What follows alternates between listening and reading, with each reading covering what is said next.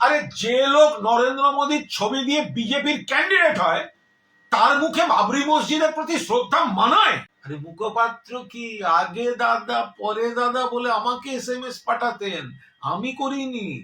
আপনি আমার অফিসে এসে ক্ষোভের কথা বলে গেছিলেন। আমি কুণাল ঘোষ, মুর্শিদাবাদের বিধায়ক হুমায়ুন কবিরকে নিয়ে একদম দু চারটি কথা।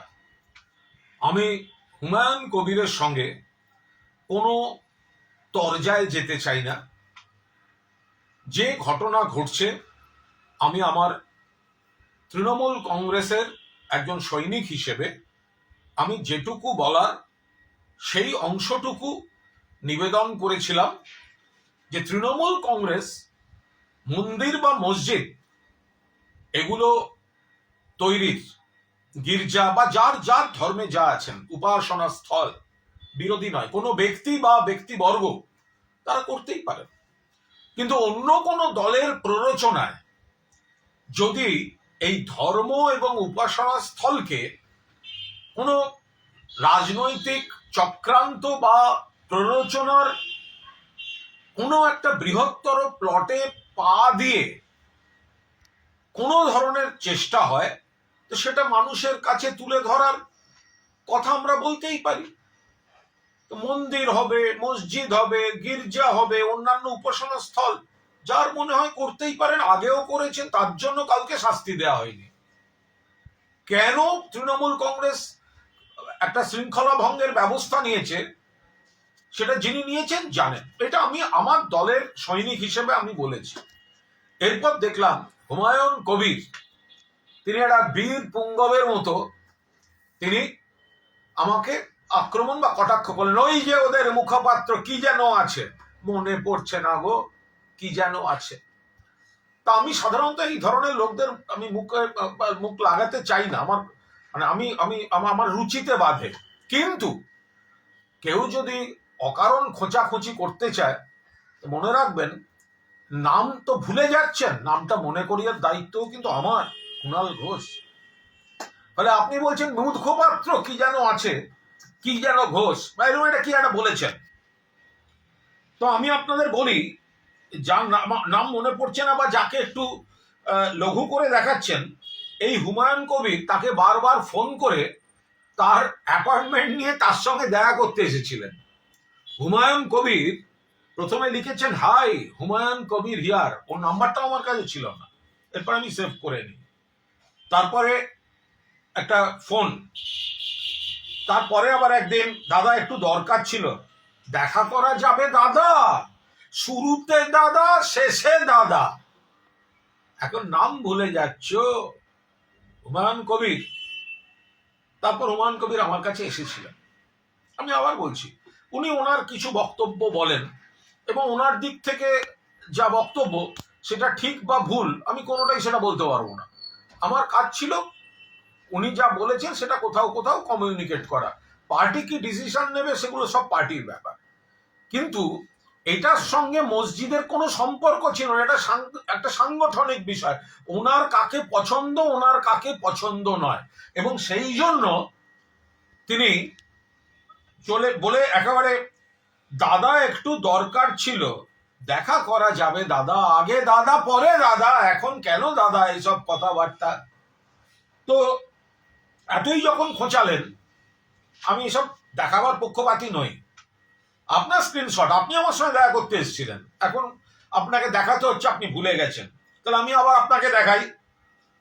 2019 সাল লোকসভা নির্বাচন, মুর্শিদাবাদ লোকসভায় ভারতীয় জনতা পার্টির মনোনীত প্রার্থী বিজেপি পোস্ট করেছে হুমায়ুন কবির। ইয়ার্কি মারার জায়গা পাননি? যে বিজেপি বাবরি মসজিদ ভেঙেছিল আপনি তো সেইখানে নাচতে গেছিলেন। যে বিজেপি ভারতীয় জনতা পার্টি বাবরি মসজিদ ভেঙেছে আপনি তো সেখানে নাচতে গেছিলেন। আপনি কোন মুখে আবার বাবরি মসজিদ তৈরি করেন? এরপর দিল্লিতে বিজেপি দপ্তরে গিয়ে জড়িয়ে ধরে বিজেপি নেতাদের, ভুলে গেলেন একটা লোক কতগুলো দল করতে পারে, কতবার ঘুরেছেন আপনি, বেশ কিছুবার জিতেছেন নিশ্চয়ই, আবার তার থেকে কমবার হারেননি, প্রচুর হেরেওছেন। কিন্তু বেসিক বিশ্বাসযোগ্যতাটা কোথায়? একজন নেতা একবার কংগ্রেসে একবার নির্দল, একবার বিজেপি, আবার তৃণমূল, আবার নতুন দল। কেন করছেন? কেন মুখ খোলাচ্ছেন? আমি আপনার সঙ্গে তরজায় যেতে চাই না, কিন্তু আপনার যদি মনে হয় ওই ওদের কে মুখপাত্র, আরে ওদের কে মুখপাত্র মানে তুমি ভাই আমার সঙ্গে দেখা করতে এসেছিলে আমার অফিসে, সিসি ক্যামেরার ফুটেজ বের করবো? তখন মনে ছিল না কার সঙ্গে দেখা করতে যাচ্ছ? এবং তার সঙ্গে এই মসজিদ মন্দির এসবের কোনো সম্পর্ক ছিল না। যেটা ছিল সেটা হচ্ছে ওর এলাকায় সংগঠন কাকে করেছে, উনি কাকে সরাতে বলেছেন, সেটা সরানো সম্ভব কিনা, এই ধরনের। আমি একবারও বলছি না উনি ভুল বলেছেন, যার যার এলাকা তার তার বক্তব্য থাকতে পারে, কিন্তু তার সঙ্গে এই মসজিদের কোনো সম্পর্ক ছিল না। এখন উনি ওনার পলিটিক্স অফ ডিসিডেন্স সেইটাকে জাস্টিফাই করার মুখোশ হিসাবে তিনি হঠাৎ এই ধর্মকে ব্যবহার করছেন। যারা মাননীয় শ্রদ্ধেয় মুসলিম ধর্মগুরু আছেন তারা ভালো করে বলতে পারবেন যে বাবরি মসজিদ আর একটা এইভাবে করা যায় কিনা। বাবরি মসজিদ কেন নাম হয়েছিল, কিসের জন্য নাম হয়েছিল, সেটা আবার কিভাবে করা যায় আমি জানি না। আমরা মন্দির মসজিদ গির্জা কারোর বিরুদ্ধে নই। হুমায়ুন বাবুর ইচ্ছা হয়েছে মসজিদ করবেন, 100 বার করুন। আমি আমার পার্টির তরফ থেকে, আপনি আমার পার্টিকে অ্যাটাক করছেন, আমি পার্টির সৈনিক হিসাবে আমি আপনাকে আক্রমণ না করে আমি নীতিগত দু একটা বক্তব্য রেখেছি। তাতে আপনি আমার ব্যক্তিগতভাবে ওদের কে মুখপাত্র, আরে মুখপাত্র কি আগে দাদা পরে দাদা বলে আমাকে SMS পাঠাতেন, আমি করিনি।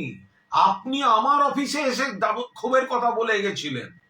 এরপর যখন আপনি একটা বিকল্প কিছু ভাবছেন তখন ধর্ম, মসজিদ, সংখ্যালঘুদের আবেগ।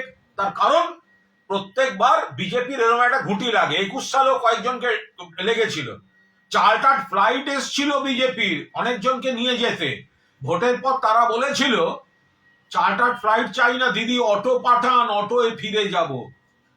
মুসলমান মানে তারা শুধু এই আবেগে বিভ্রান্ত হবেন, এটা ভুল।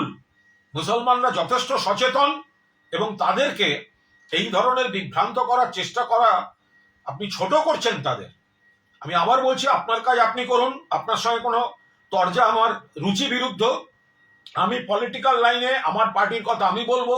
আপনি যদি ব্যক্তিগত আক্রমণ করতে আসেন, আরে যে লোক নরেন্দ্র মোদীর ছবি দিয়ে বিজেপির ক্যান্ডিডেট হয় তার মুখে বাবরি মসজিদের প্রতি শ্রদ্ধা মানায়? আমি হিন্দু হয়েও যদি সেই দিনকার 6 ডিসেম্বর 2092 কলঙ্ককে ক্ষমা করতে না পারি, আপনি সেটা ক্ষমা করে আপনি সেই বিজেপির ক্যান্ডিডেট হতে গেছিলেন, আর আপনি আজকে নাটকবাজি করছেন।